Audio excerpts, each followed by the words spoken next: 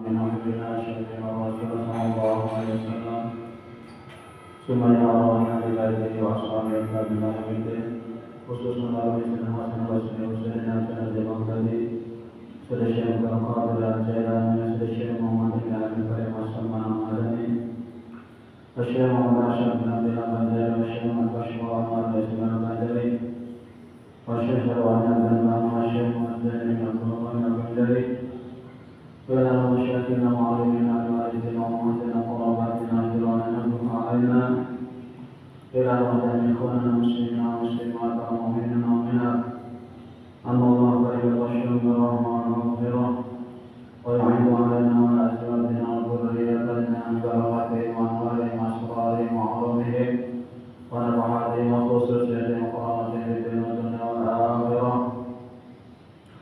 وأن الله يرزقنا وأزواجنا وذرياتنا طوبى المغفرة وتوفيق الهداية والاستقامة وحسن الخاتمة في خير الخلق وعافية على هذه النية وعلى كل ما نوى به سلف الصالح برحمتنا بالفاتحة.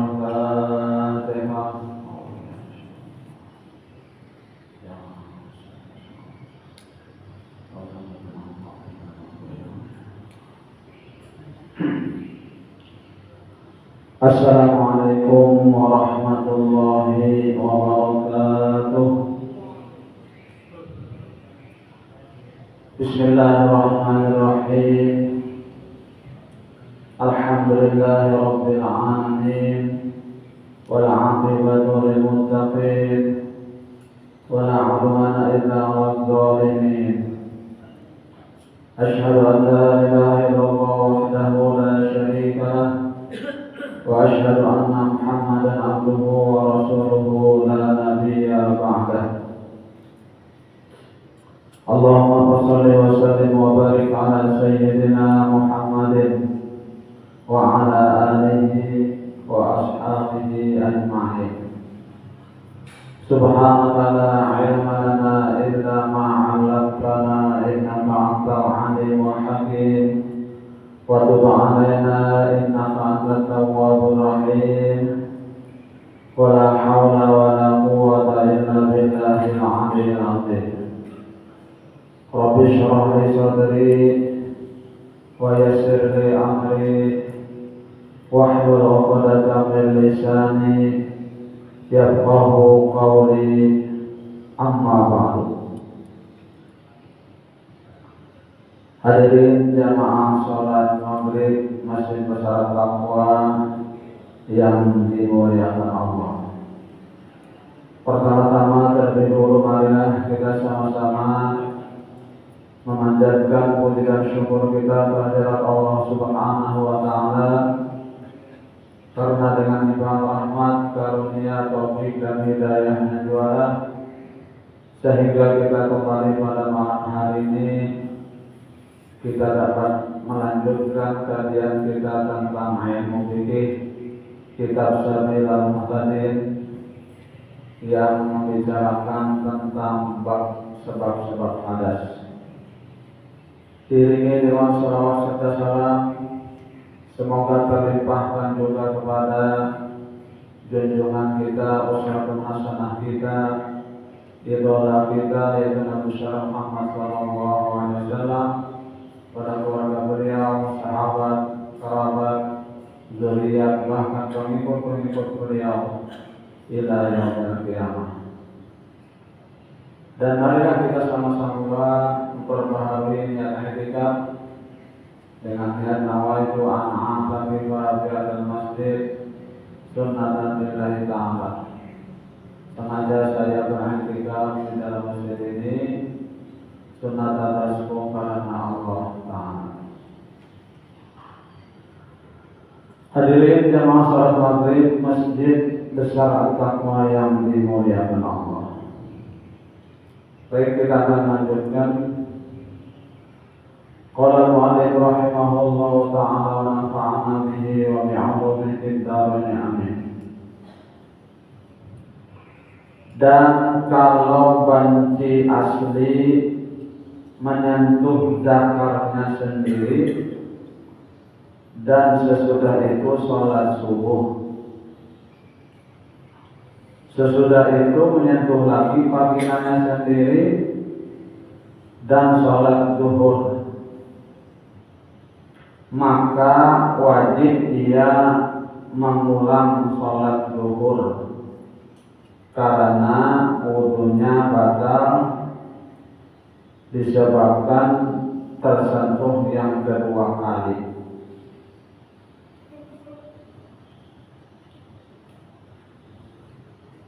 Dengan syarat bahwa dia tidak mengambil wudhu antara menyentuh pertama dan yang kedua. Ini misalnya kalau banci asli, artinya orang bancinya artinya mempunyai dua alat kelamin, kelamin laki dan kelamin perempuan. Nah, lalu si banci ini ketika sudah berwudu, lalu nya menyentuh zakarnya sendiri.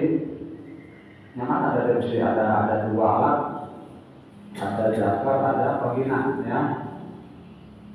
Lalu ketika sudah wudu, lalu ia sentuh zakarnya sendiri, dan sesudah itu sholat subuh. Sesudah itu menyentuh lagi vaginanya sendiri. Berarti wudunya masih wudu yang tadi, ya, wudu yang subuh tadi. Lalu dan sholat zuhur, ya, dikerjakannya sholat zuhur. Maka wajib dia mengulang sholat zuhur karena wudunya batal disebabkan tersentuh yang kedua kalinya tadi. Yang pertama tadi kan ada batal wudunya, yang kedua kali baru batal. Kenapa ya? Karena dia mempunyai kelamin dua jenis, karena banci kan. Jadi ada dua jenis kelamin yang berisi. Sentuhan pertama itu tidak batal. Nah, sentuhan kedua itu yang batal. Dengan syarat tadi antara menyentuh pertama dengan yang kedua itu dia tidak mengambil wudu, ya. Habis sholat subuh tadi, lalu menyentuh zakarnya, lalu sholat subuh, habis itu kayaknya masih wuduan lagi. Nah, wudu yang pertama tadi sampai itu zuhur. Para zuhur bisa pulang sebutnya alat kelamin, lalu sembahyang zuhur. Nah, itu yang baca wudunya. Misalnya wudunya, lalu wudu kita menyentuh Kadang-kadang ini hanya satunya disentuhnya. Satu yang mana? Tindakan banci itu artinya mempunyai ada dua. Ada pistol, ada sasaran. Dua banci. Dua banci. Kalau yang ada banci tetap bebas. Hanya dua pemberisi, ya. Agar dia pegang duanya hanya pertama. Amun satu jadi dia pegang pada badan. Ini banci lah, banci bencong dia lah.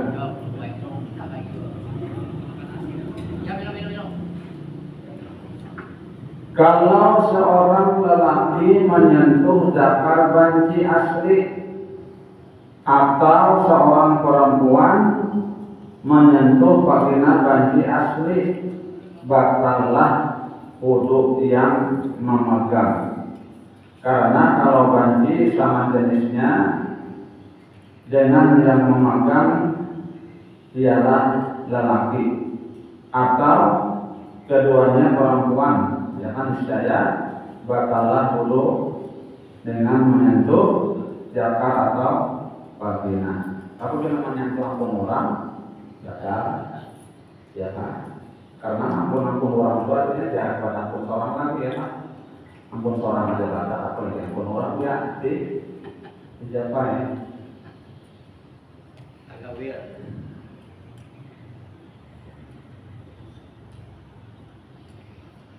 Dan 3 jenis kelamin banci asli dengan yang memegang tidak sama, batallah wudunya karena tersentuh kulit lelaki dengan kulit perempuan, dengan syarat bahwa keduanya bukan mahram.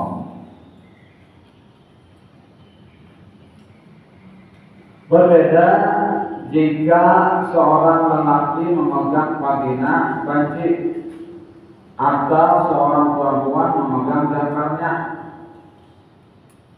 maka tidaklah batal wudu yang memegang karena yang dianggap yang dipegang itu tambahan. Karena yang dianggap yang dipegang itu tambahan. Ya, artinya tambahan, artinya tambahan itu kalau berfungsi karena apa aja.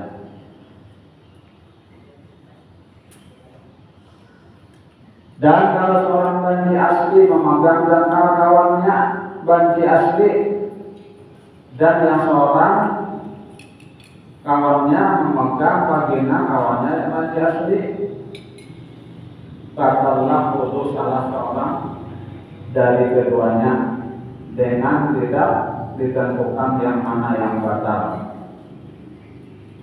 Karena kalau keduanya lelaki, batallah wudu karena memegang zakar tadi. Dan kalau keduanya perempuan, batallah wudu yang memegang vagina tadi. Dan jika salah seorang dari keduanya lelaki dan yang seorang lagi perempuan, batal wudu keduanya karena tersentuh kulit lelaki dan perempuan. Maka kalau seorang yang batal itu tidak tertentu, maka demikian juga hadasnya. Dan masing-masing boleh mengerjakan sholat dengan wudu itu. Hikmah batal wudu dari salah seorang dari keduanya dengan tidak ditentukan siapa yang batal, bahwa kalau seseorang perempuan mengikut salah seorang dari keduanya dalam mengerjakan sholat, tidak boleh lagi mengikut seseorang lelaki. Inilah kesimpulan yang diterangkan dalam kitab Rawdatul Talib dan syarahnya yang bernama Asnal Matalib. Nah, kemudian pasal berikutnya, hal-hal yang diharamkan bagi yang berhadas kecil. Hal-hal yang diharamkan bagi yang berhadas kecil.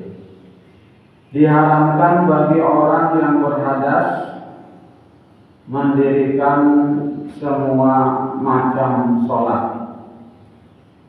Diharamkan bagi orang yang berhadas, berat kecil maksudnya, mendirikan semua macam sholat.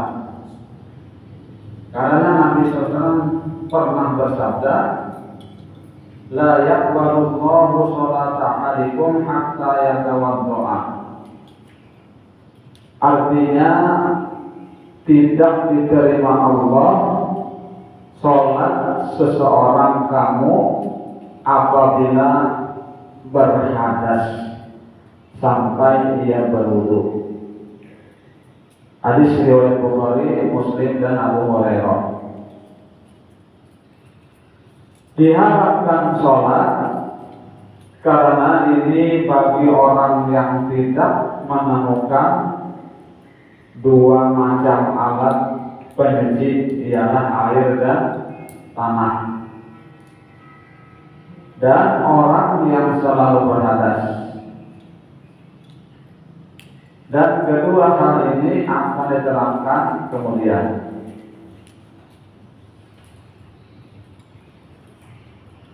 Haram bagi orang yang berhadas melaksanakan tawaf,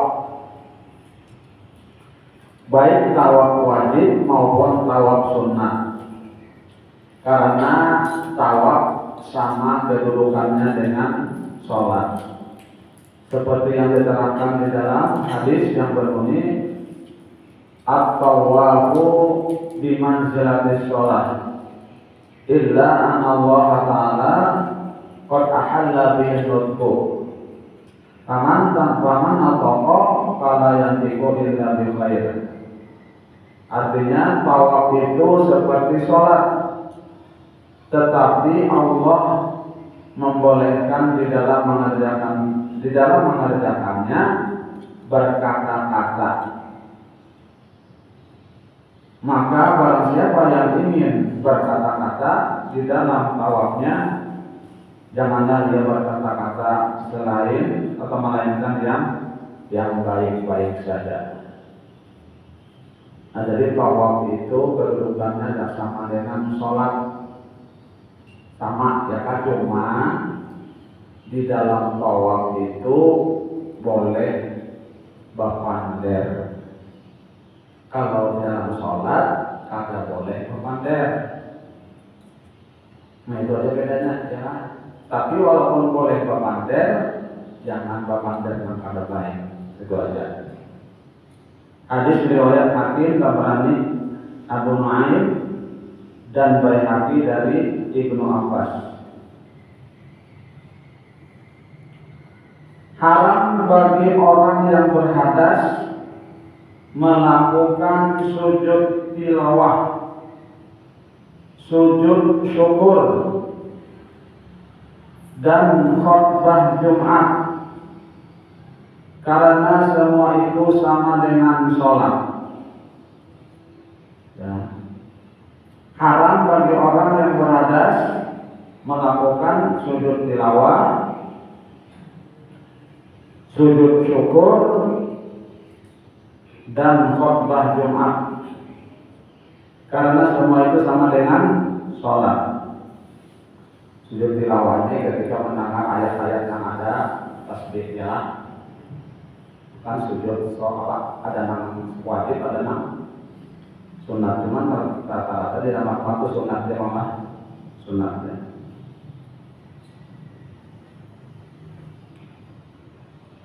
Haram bagi orang yang berhadas membawa Al-Quran dan menyentuh lembarannya, sekalipun pada kertas yang tidak tertulis, sekalipun pada kertas yang tidak tertulis, karena Allah berfirman, la yamassuhu illal mutahharun. Artinya tidak menyentuhnya kecuali orang-orang yang disucikan. Quran surat Al-Waqiah ayat 79. La yamassuhu illal mutahharun. Artinya tidak menyentuhnya kecuali orang-orang yang disucikan Al-Quran tadi. Dan lagi diterangkan dalam hadis yang berbunyi, la yamassul Qur'ana illa tahirun. Janganlah menyentuh Al-Quran melainkan orang yang suci. Janganlah menyentuh Al-Quran ya, melainkan orang yang suci. Suci maksudnya suci dari hadas kecil, ya, suci dari hadas kecil. Hadis riwayat Tabrani dari Ibnu Umar. Jadi orang membaca Quran pada wudu, memegang Al-Quran, nah ini jelas berdosa. Saya kata memegang, dia hafal dari beberapa ayat. Yang baca Quran tapi hafal aja. Amal membaca Quran sampai memegang mushaf, nah ya.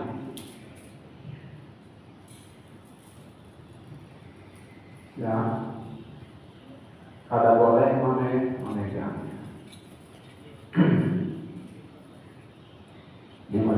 Syafi'i mazhab Syafi'i. Membawa dan mengangkat Al-Quran dikiaskan dengan menyentuh, karena kalau menyentuhnya bagi orang yang berhadas maka lebih utama lagi yang membawa, ya kan? Amun menyentuhnya aja kada boleh, apalagi membawa. Karena membawa lebih buruk dari menyentuh. Ya, menyentuh tadi mengikut saja, mengikut, mencapai, meraba. Kalau membawa, nah maka sedemikian dikawal diangkatnya. Jangankan yang itu, ya terilah yang mushaf maka ada tulisannya kan. Selamanya itu tidak apa tempel di Al-Quran, tetap tidak boleh dipingkut. Lembarannya, menyentuh lembarannya, sekalipun pada kertas yang tidak ada tulisannya, kalau ada tulisan, cuma termasuk di dalam lembaran mushaf, tetap tidak boleh. Kosong dia kada boleh.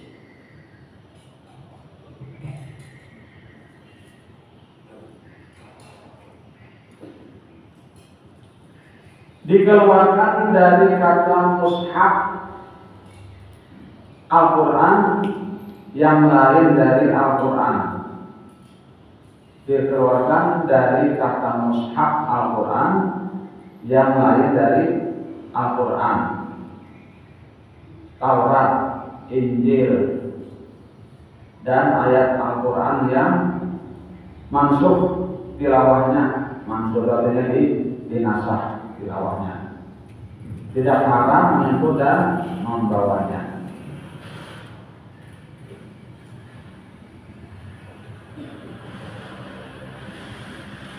Haram menyentuh kulitnya yang membalut Al-Quran karena dianggap menjadi satu dengan Al-Quran dan dapat dipahami dari yang demikian itu. Kalau kulit Al-Quran dan kulit lembaran kertas lainnya dianggap sebagai bagian dari Al-Quran, maka haram menyentuh kulit yang membalut kedua lembaran Al-Quran karena adanya lembaran lain yang tidak menghalangi anggapan kulit dihubungkan dengan Al-Quran. Jadi kalau sudah berkaitan dengan Al-Quran itu ya kan, kada boleh jatuh lagi kalau tambah wudu. Kabutnya kabut Al-Quran, tetapi kada boleh ya. Terus wudu.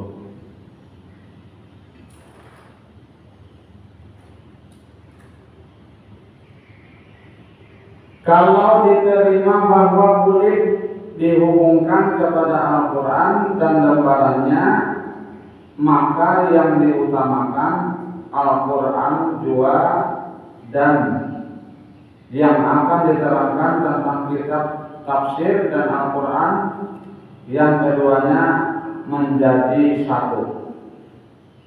Inilah yang dikuatkan oleh Syekh Ibnu Hajar di dalam kitab Tuhfah dan yang diterangkan di dalam kitab Mughni dan Nihayah. Hanya haram menyentuh kulit yang menutup Al-Quran saja dan tidak haram yang menutupi yang lainnya. Inilah hukum menyentuhnya. Ya, inilah hukum menyentuhnya. Adapun hukum membawa Al-Quran seperti yang disebutkan di dalam kitab Mughni dan Nihayah, sama seperti hukum membawa Al-Quran.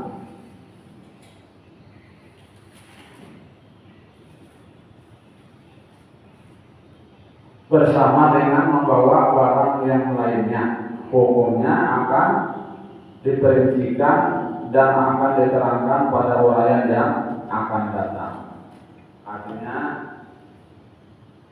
apabila Al-Quran itu misalnya di dalam tas, ya kan?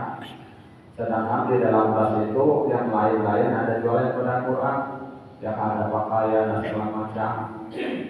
Nah itu nanti kita dijelaskan akan datang. Sedang kulit Al-Quran yang telah terpisah dari Al-Quran, maka kalau belum dianggap terputus hubungannya dengan Al-Quran, maka haram menyentuhnya. Sama seperti hukum menyentuh kulit yang masih melekat menjadi satu dengan Al-Quran. Bisa? Sampai sini dulu yang aku sampaikan, mudah-mudahan ada manfaatnya. Mudah-mudahan wassalamualaikum warahmatullahi wabarakatuh. Salam orang tua kita, guru-guru kita, dan nama muslimin muslimat. Dan mudah-mudahan Allah Taala mengabulkan hajat kita pada dunia dan akhirat. Dan mudah-mudahan Allah Taala mengabulkan kita dalam keadaan husnul khatimah, husnul khatimah. Amin amin ya rabbal alamin. Subhanallah wa bihamdihi, asyhadu an la ilaha illa anta